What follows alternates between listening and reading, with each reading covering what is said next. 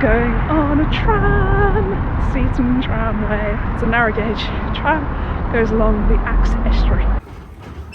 The trams run for 3 miles from the seaside town of Seaton to Collerton, both in Devon. It's built on an old railway branch line, and the trams were purpose-built for the Seaton Tramway.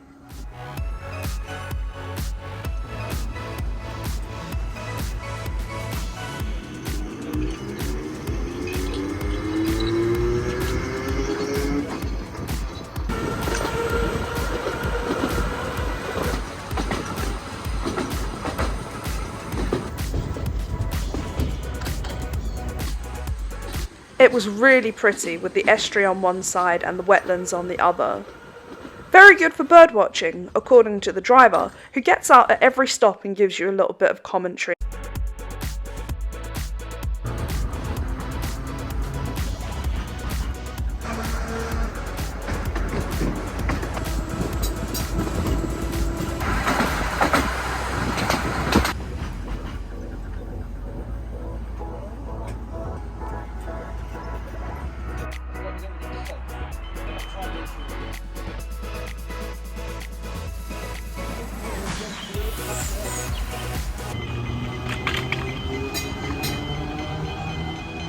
Imagine if you didn't know the area and you got stuck at a level crossing and saw these tiny retro trams passing.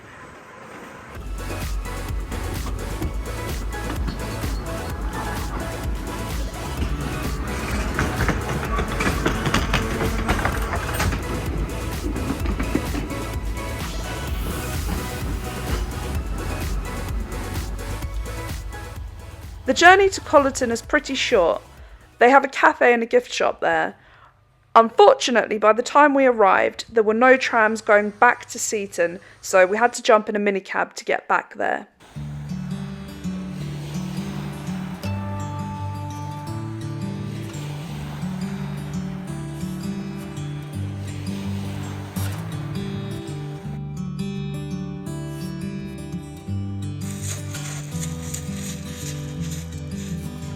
The beach was so pretty, and it was surprisingly warm for October. I was very jealous of the people swimming in the sea. I can't remember the last time I did that.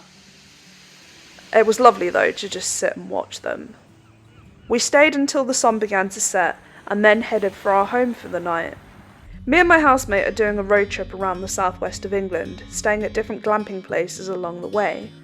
The first night was in a shepherd's hut in Dartmoor. Once the fire got going, it was so snug.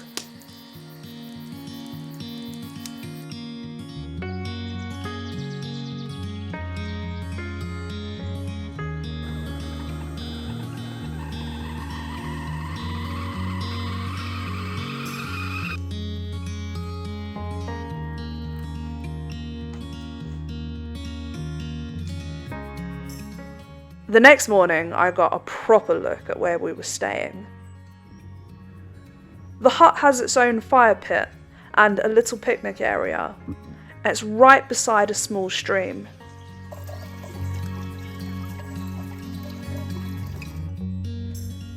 The site is called Dartmoor Shepherd's Huts, and they had a few huts, all slightly different from each other and well spaced out, although I think we may have been the only people there. As well as the huts, they had a camping field too.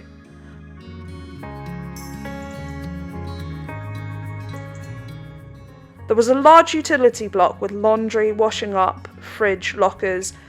The toilets were clean and the showers were nice and warm. There's going to be a recurring theme on this trip of accommodation tours being filmed at the end, so any mess is entirely down to us, because everything was spotless on arrival.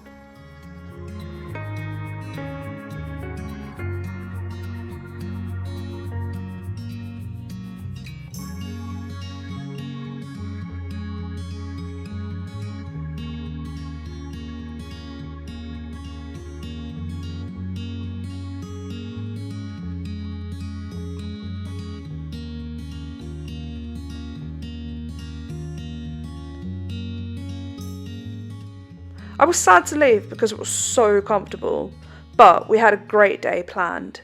First stop, Buckfast Abbey, a Benedictine monastery probably most famous for its tonic wine that was made by the monks here. The current building was completed in 1937, but the first abbey opened here in 1018.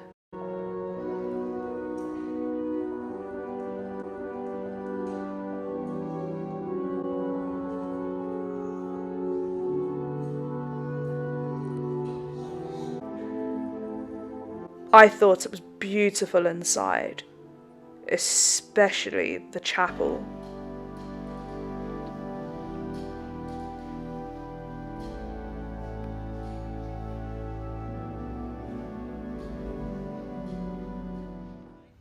Cheers!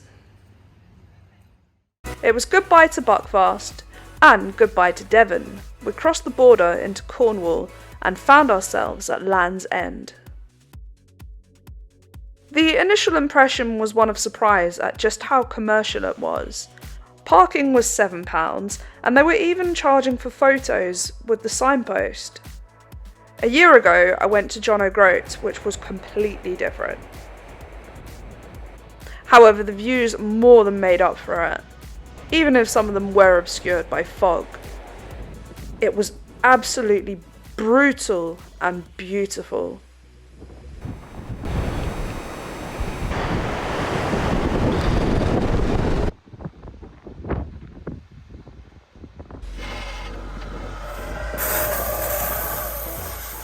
Okay, that's more than enough fun for one day. Home time.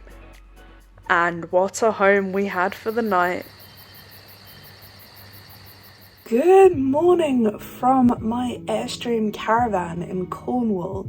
I'm staying in the grounds of the Eden project, and it's really cool. They've got these caravans and they've got land pods, and I think you can do tent camping as well right here in the grounds of the Eden project. The accommodation is run by Youth Hostel Association, and they've got a little kind of marquee building on the site, and they do food as well, or alternatively they've got kitchen facilities so you can make your own food. The caravan was so comfortable, and it was raining all night, and oh, the sound of the rain on the caravan roof, you cannot beat it.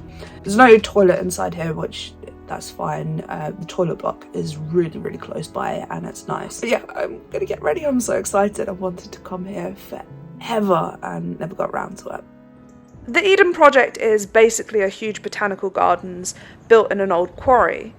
The main attraction are the two large biomes. The smaller one is the Mediterranean biome and the big one the rainforest. Everyone headed straight for the biomes, so we started in the core building. We soon realised why it was empty and followed the crowds to the biomes.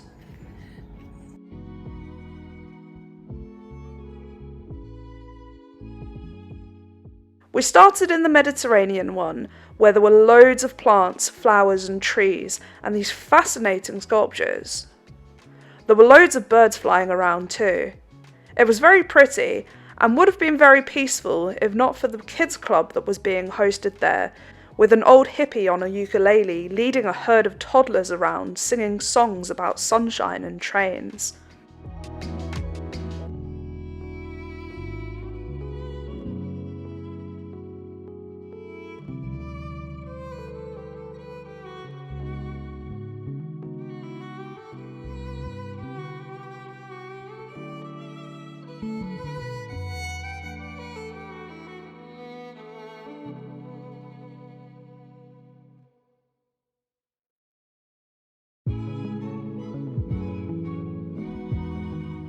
Over in the rainforest biome it was busy, but not crowded.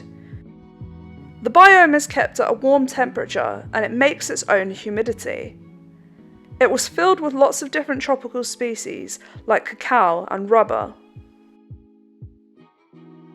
And there were things highlighting the effects of deforestation.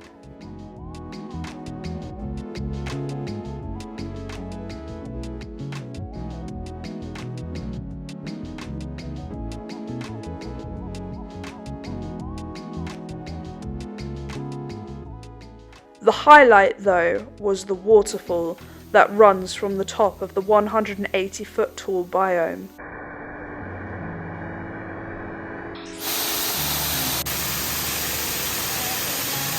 There were lots of people there visiting who come from tropical countries, and that was nice to see. Everything about the Eden Project was nice, but for me that was it. I liked it, but I didn't love it. They had outdoor gardens too, and this winter there will be an ice rink. I would have loved that. After a quick nap back at the caravan, we headed for a local beach and a sunset swim. I realised then what I was really craving from the trip. Road trips are great and all, but I have a tendency to pack too much in and forget that it's meant to be a holiday.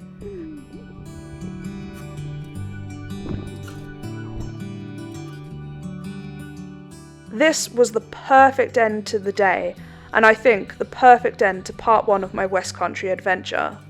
Join me next time to see what else we got up to. Thank you for watching.